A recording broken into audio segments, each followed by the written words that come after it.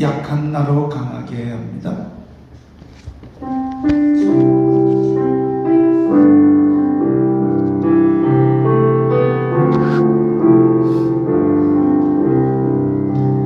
약한 나로 강하게 가난한 날 구하게 눈먼 날 볼 수 있게 주 내게 행하셨네.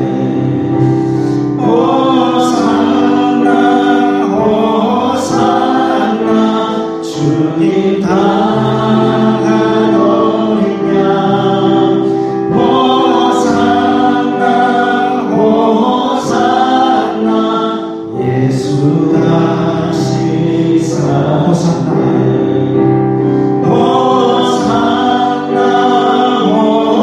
호산나 주님 당한 어린 양 호산나 호산나 예수 다시 사셨네.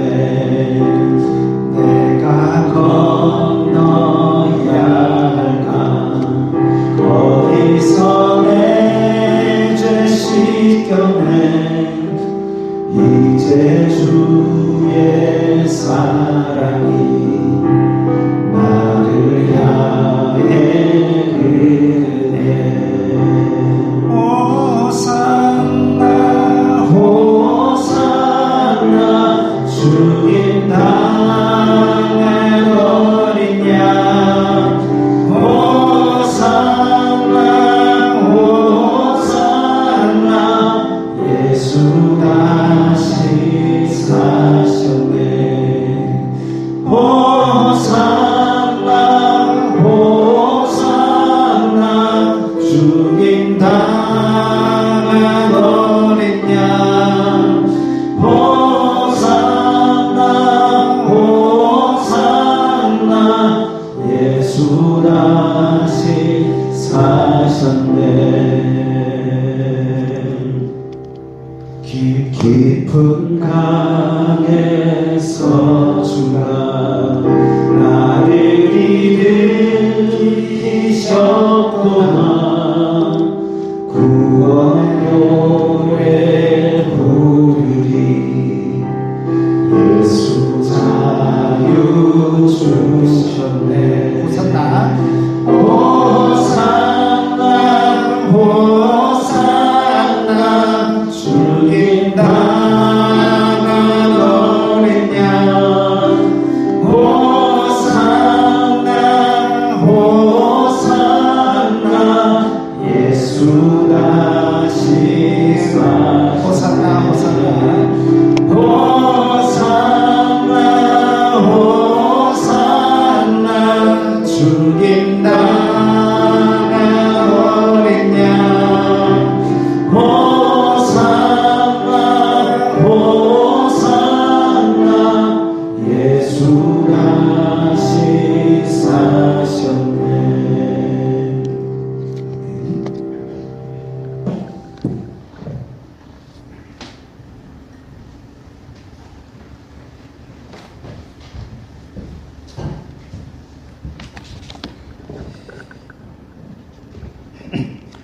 하나님께서 허락하신 이 땅의 삶, 잠시 왔다가 잠시 후에 사라지는 나그네와 같은 삶을 통해 우리의 뜻이 아닌 하나님의 뜻이 이루어지도록 우리의 삶을 주관하시고 다스리시는 성삼위일체 하나님, 존귀와 영광과 찬송을 받으시옵소서.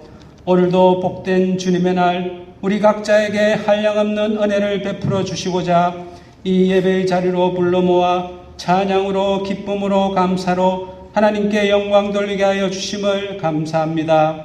이 예배를 통해 우리의 무너져가고 있는 심령과 육체가 새로운 힘을 공급받아 주님과의 관계가 새롭게 회복되어 주님 뜻에 합한 삶을 살아가는 복된 이 시간이 될 수 있도록 은혜를 베풀어 주시옵소서.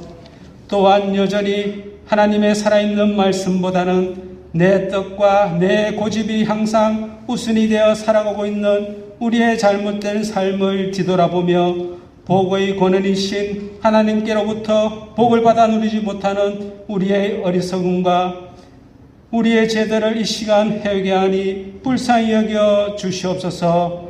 용서하여 주시옵소서. 날마다 반복되어지는 우리의 삶 가운데 조금씩 변화되어 새롭게 거듭 태어나는 은혜를 더하여 주시옵소서. 주님의 몸된 내리교회도 주님의 뜻에 합당하게 세워져 나아간다는 믿음의 확신 속에 성도들 모두가 더욱 한마음으로 그 뜻에 순종하며 바르게 세워져 나아가는 내리교회가 되게 하여 주시옵소서. 이와할로 주님께서 지금의 성도들 각자에게 맡겨주신 직분과 자리에서 최선의 삶을 살아가는 내리교회의 성도들이 다 되게 하여 주시옵소서.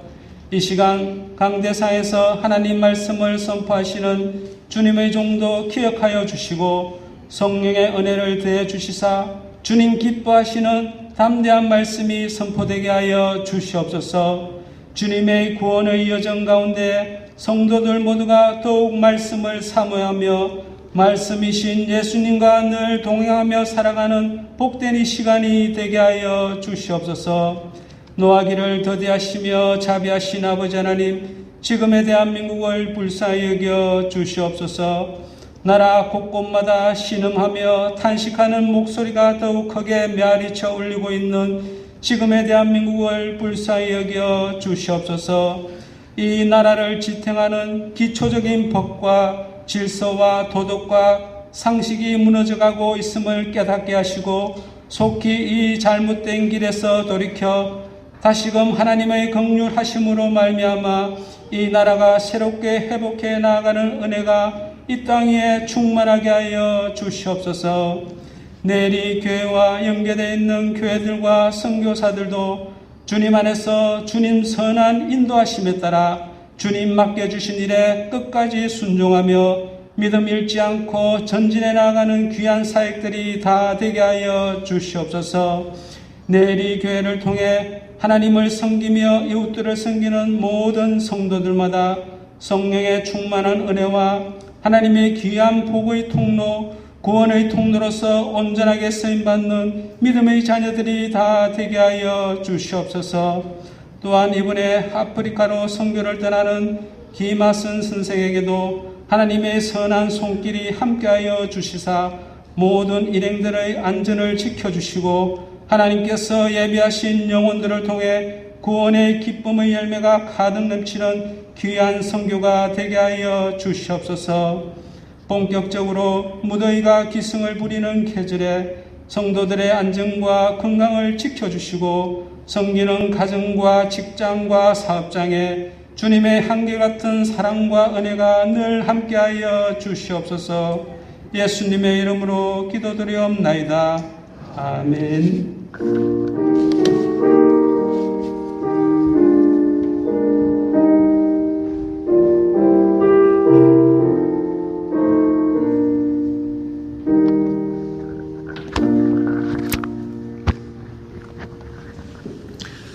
오늘 말씀은 사사기 3장 12절부터 14절까지의 말씀입니다.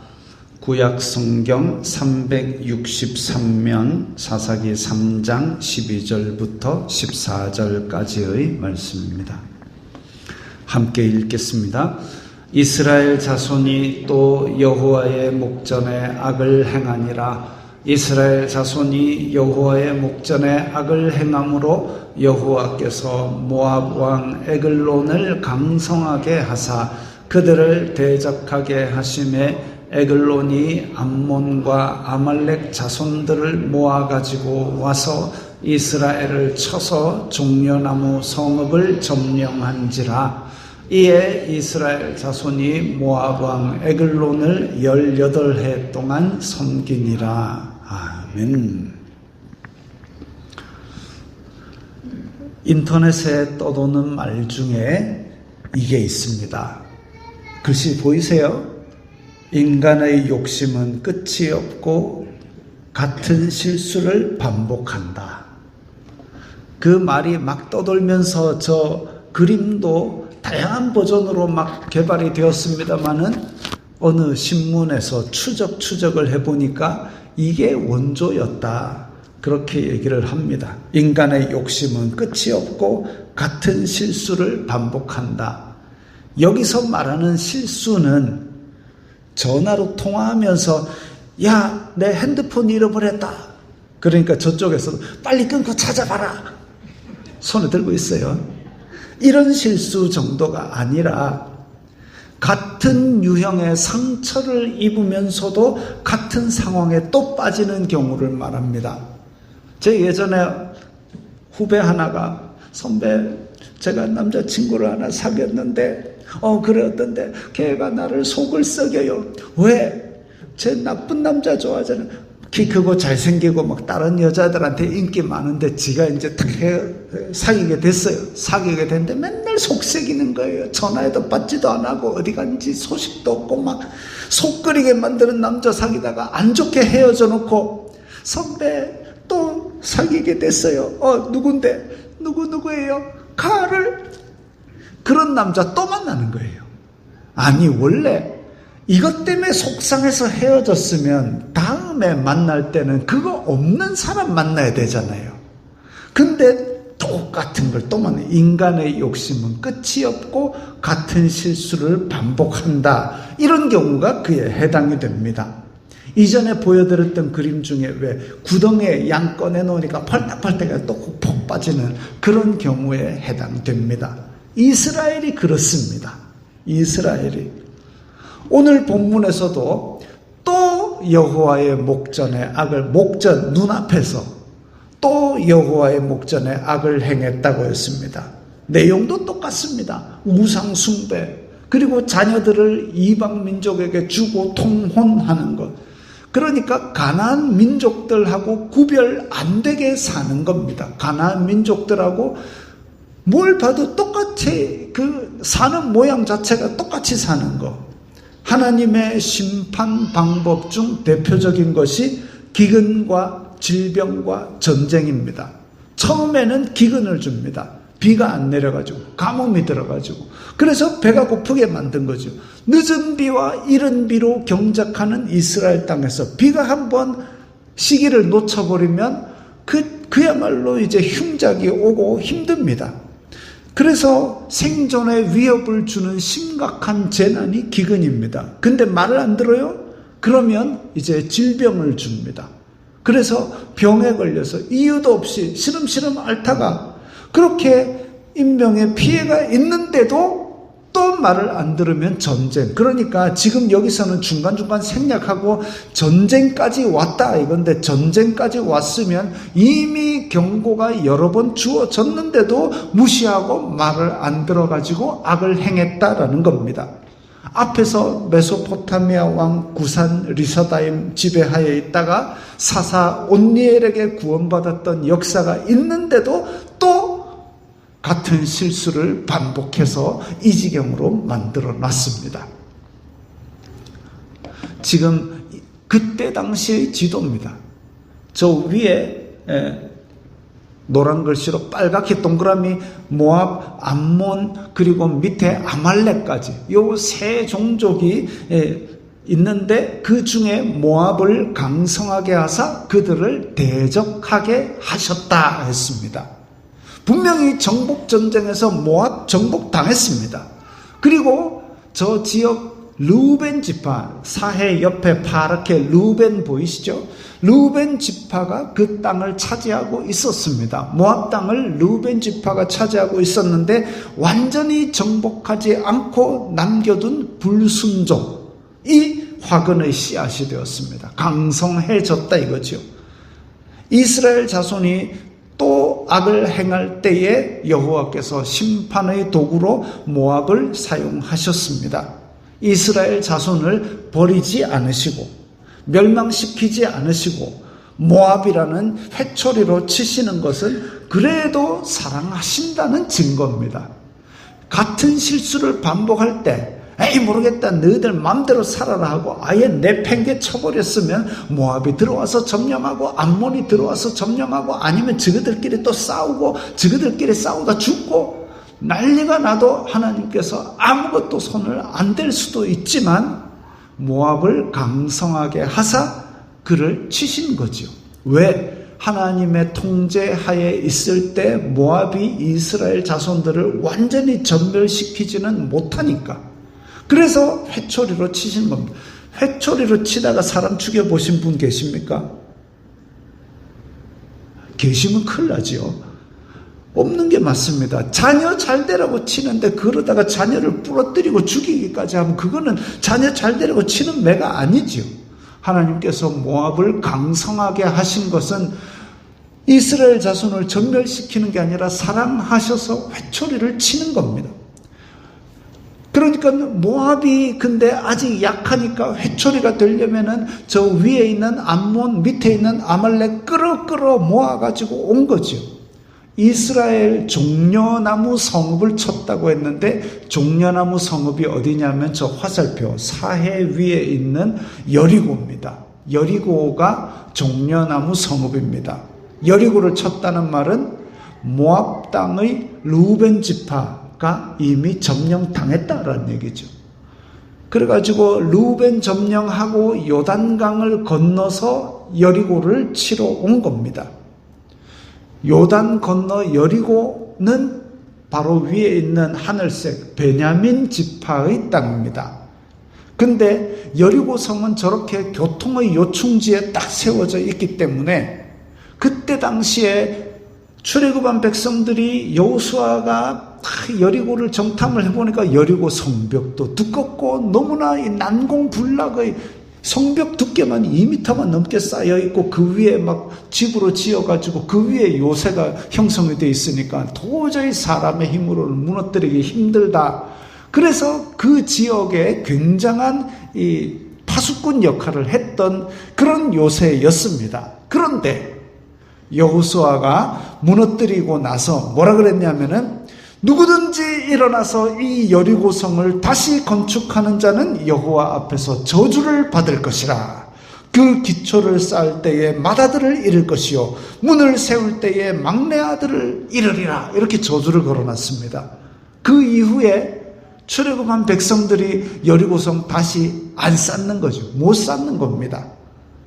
그렇게 저주를 해두는 바람에 교통의 요충지이자 방어 요새 역할을 해야 되는데 전투 요새를 만들지를 못하고 그냥 그 지역의 마을만 만들어가지고 살았던 거죠. 그러니까 저렇게 모압이 쳐들어왔을 때 단박에 점령을 당할 수밖에 없었습니다. 그러면 이 여호수아의 저주가 언제 열리느냐 하면 저 뒤에 11개 할 때 보면 그 여리고성을 다시 세우려고 그렇게 기초를 쌓을 때 맏아들을 잃고 이런 일이 나옵니다. 어쨌든 그렇게 해서 무주공산으로 비워놨던 여리고를 점령당했습니다. 모압 왕을 18년 동안 섬기게 됐습니다.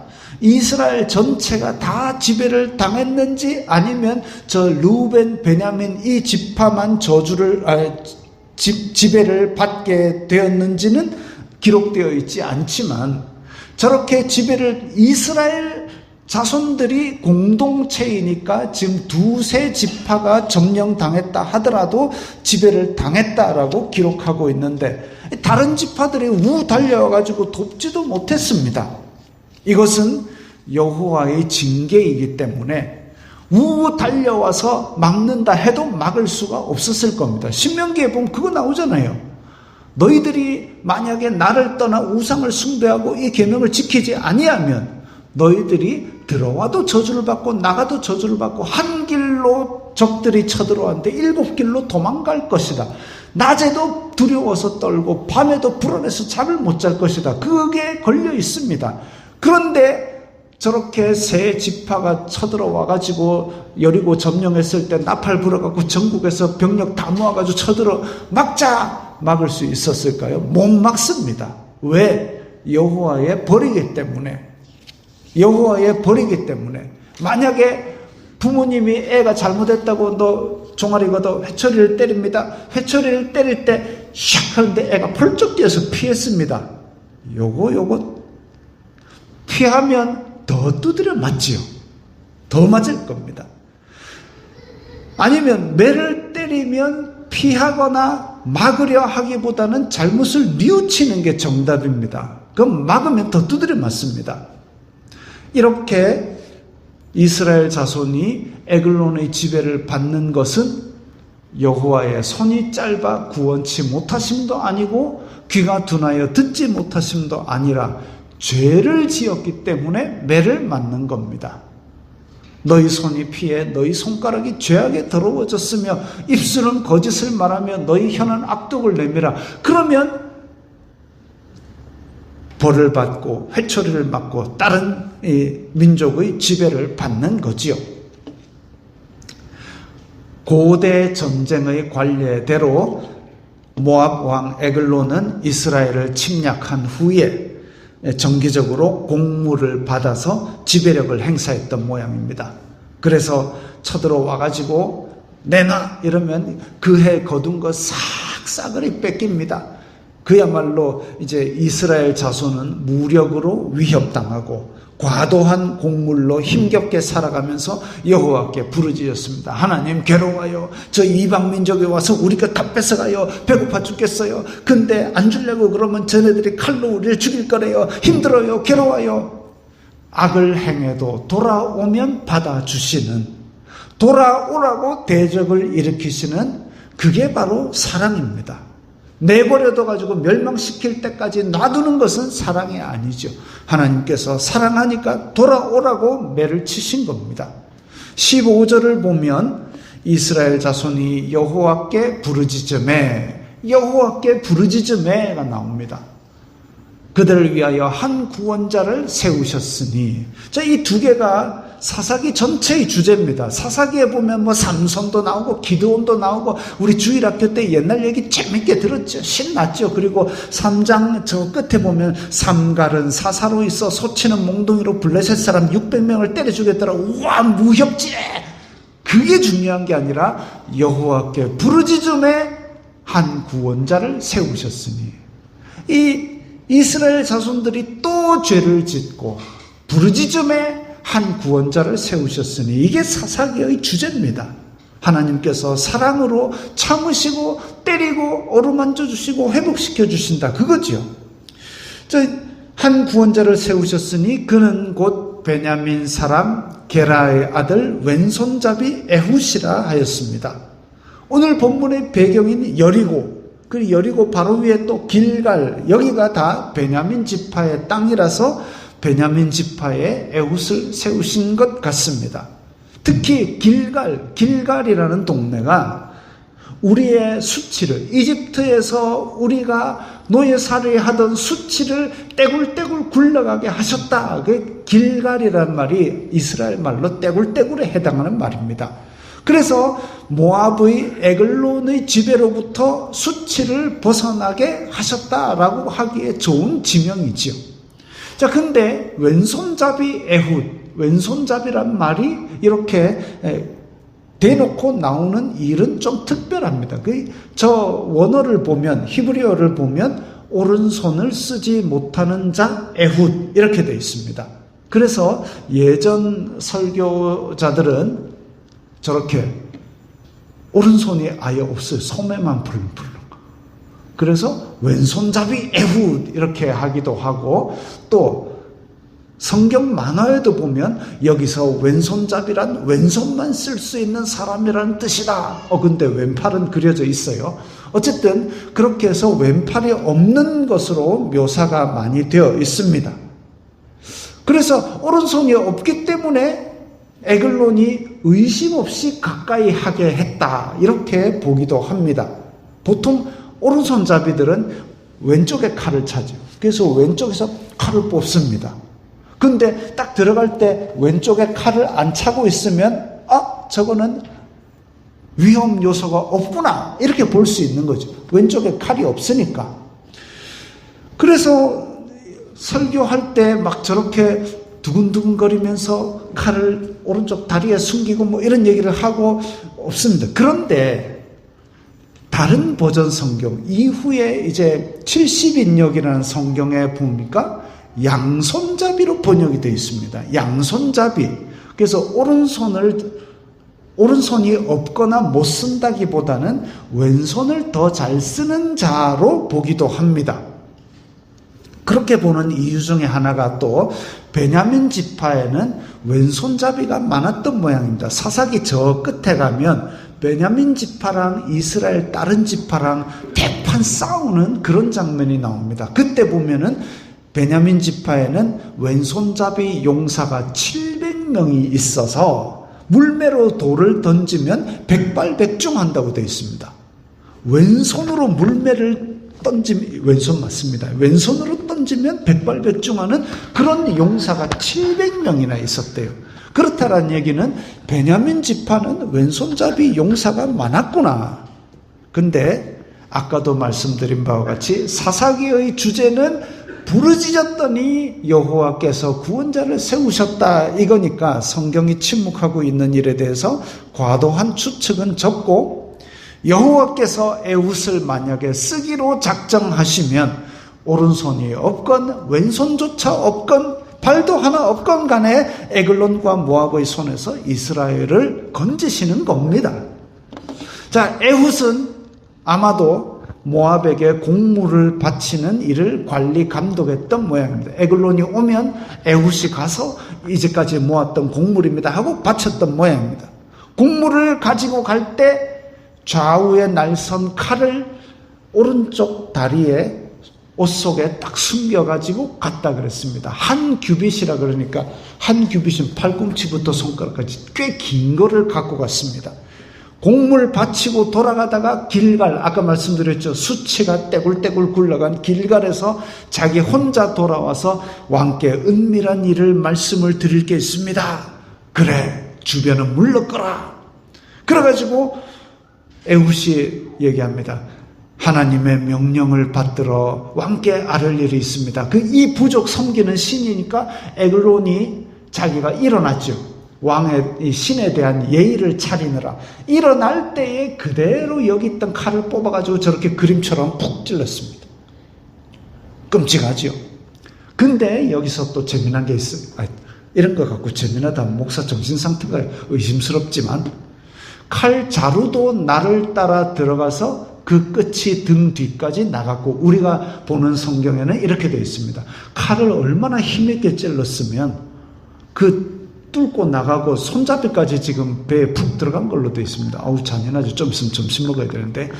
근데 킹제임스라는 다른 버전의 성경을 보니까 칼자루도 칼날을 따라 들어가고 기름이 칼날에 엉켜 칼을 왕의 배에서 빼낼 수 없었으며 오물이 밖으로 나왔더라, 이렇게 번역이 되어 있습니다.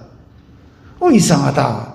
그래서 히브리어를 찾아보니까 칼 그 끝이 등 뒤까지 나갔다라는 단어가 두 단어로 되어 있는데, 나가다, 분출하다라는 단어가 있고 그 다음에 가랑이, 오물 이런 단어가 있습니다. 그러니까 그야말로 직역하면 킹제임스 쪽 번역이 좀 맞는 것 같습니다. 그래서 칼을 푹 찔렀는데 아마 뭐가 냄새 나는 게 많이 나왔던 모양입니다. 에훗은 이렇게 찔러놓고 문을 잠그고 떠났습니다.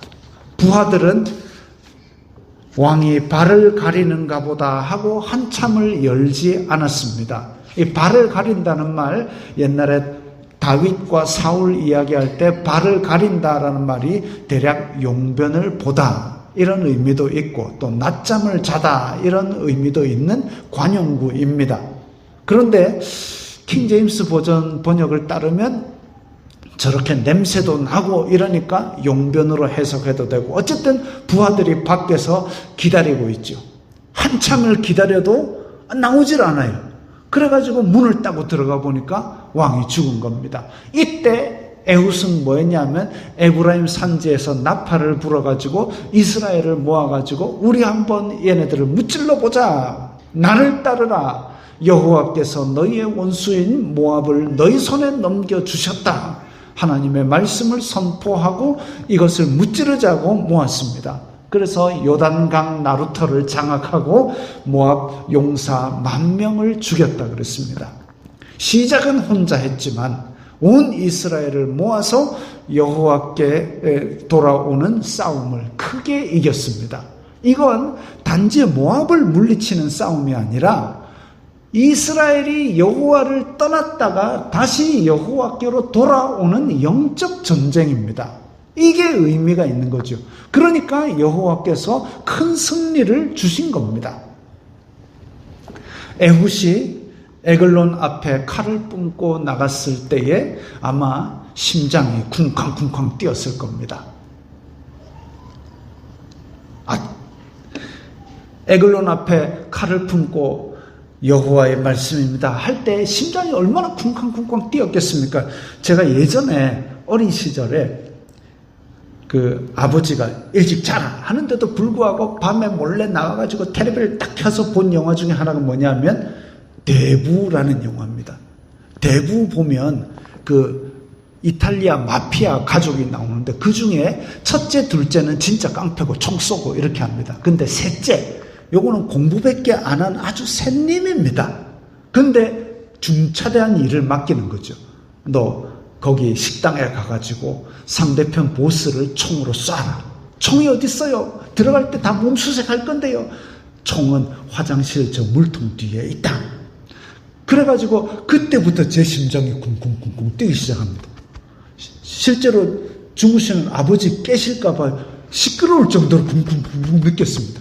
근데 이 돈꼴레오네가 화장실에 갔어요. 화장실에 가지고 물탱크 뒤를 탁탁 만지니까 총이 없어요. 제 심장이 쿵쿵쿵쿵쿵. 와, 그랬는데 더듬더듬 하니까 실제로 있었습니다. 그래갖고 뭐 어찌어찌 딱 지금 에훗이 이겁니다. 지금 잡히면은 그야말로 목뼈도 못 추리게 죽을 상황인데 혼자 딱 들어가가지고 부하들을 물리게 해주세요. 쿵쿵쿵쿵쿵쿵쿵쿵. 여호와의 말씀입니다. 에글론에 팍 일어났을 때, 야, 이거는 진짜 그죠? 통쾌한 영웅처럼 보였을 겁니다. 사사기를 지금 아주 옛날 말처럼 뭐 이렇게 엉겼더라 이러니까 너무 멀리 떨어진 것처럼 생각하지만 이걸 장면을 그려가면서 생각하면 정말 막 활극입니다. 사사기는 진짜 완전 무협지입니다. 정말 재밌습니다. 근데 사사기를 읽고 영웅적 서사에 빠지면 안 됩니다. 우리가 주목할 것은 또 여호와의 목전에 악을 행하였다. 그리고 여호와께 부르짖음에 구원자를 보내셨다. 이 두 가지를 사사기 읽는 내내 생각하고 염두에 두어야 됩니다. 사람은 바뀌어도 그리고 사건은 바뀌어도 또 여호와의 목전에 악을 행하지만 여호와께 부르짖음에 구원자를 보내셨다. 그러면 우리도 똑같이 또 여호와의 목전에 악을 행합니다. 실수합니다. 넘어집니다. 그러나 여호와께 돌아가면 주님께서 구원자를 보내시고 우리의 마음을 치료하시고 회복시켜 주실 겁니다. 그게 은혜고 그게 사랑입니다. 잠언 3장 12절에 보면 대저 여호와께서 그 사랑하시는 자를 징계하시기를 마치 아비가 그 기뻐하는 아들을 징계함같이 하시느니라. 우리에게 일어나는 어려움이 다 우리 죄 때문은 아닙니다만은 죄 때문에 징계가 내릴 때에 이게 하나님께서 매를 쳐서서 돌아오라고 하시는 것이지 그걸 우리에게 멸망시키려고 하는 건 아니다 이거죠. 택하신 백성은 잘못할 때에 멸망하도록 버려두지 않으시고 징계하십니다. 징계해서라도 돌아오게 하십니다. 하나님의 사랑은 거역한 백성의 부르짖음도 들으십니다. 거역했지만 실수했지만 잘못했지만 그래서 3번 부인하고 저주까지 했지만 예수님께서 네가 나를 사랑하느냐라고 또 부르시는 거죠. 그게 사랑입니다. 그게 사랑입니다. 괴로운 일이 있을 때 하나님이 안 계신가 보다 내 몸 미워하시는가 보다 하지 마시고 혹시 내가 하나님의 뜻을 어겼는가 돌아보시고 그게 아니라면 이 고난으로 나를 연단하시려는가 보다 생각하시고 어쨌든 그 하나님의 뜻은 알 수 없지만 하나님 괴롭습니다 하면서 견디십시오. 하나님은 자녀들을 사랑하십니다. 끝까지 사랑하십니다. 돌아올 때까지 사랑하십니다. 이 사랑을 잊지 마시기 바랍니다. 우리 다 함께 이 말씀을 생각하면서 결단하는 기도를 드리겠습니다. 우리가 어떤 일이 있든지 어떤 어려움이 있든지 우리가 항상 여호와께 부르짖으며 여호와의 사랑, 하나님의 사랑을 잊지 않겠습니다. 다 함께 기도드립니다. 거룩하신 아버지 하나님 감사합니다. 저희들을 사랑하시사 그 아들까지 주실 정도로 사랑하셨으니 저희들이 주님의 사랑을 믿고 이 땅에서 담대히 살아가게 하여 주시옵소서. 저희들이 겪는 어려움들 있을지라도 하나님께서 우리를 사랑하신다는 것을 잊지 말게 하시고, 저희들이 혹 잘못하여 떠났을지라도 여호와께 부르짖으면 다시 받아주신다는 그 사랑을 잊지 말게 하여 주시옵소서. 떠나지 않는 것이 더 지혜로운 자녀이지만 혹시나 실수하고 넘어졌다 할지라도 주님께 부르짖고 다시 돌아올 수 있도록 믿음이 떨어지지 않게 도와주시옵소서. 그리하여서 저희들이 살아가는 동안 하나님의 사랑을 잊지 않고 또한 전할 수 있는 그런 자녀들이 될 수 있게 하여 주시옵소서. 예수님 이름으로 기도드리옵나이다. 아멘. 주의 빛 가운데 전진에 손뼉 치면서 하겠습니다.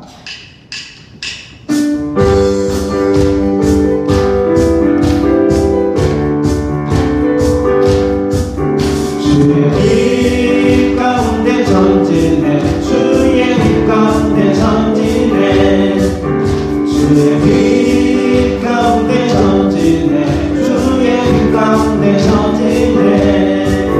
우리 전진 우리 전진 주의 빛 가운데 전진해.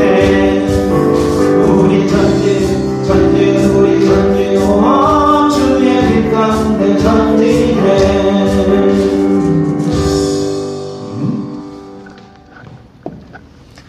주 예수 그리스도의 은혜와 하나님 아버지의 사랑과 성령 하나님의 교통하심이 너희 무리와 함께 있을지어다. 아멘.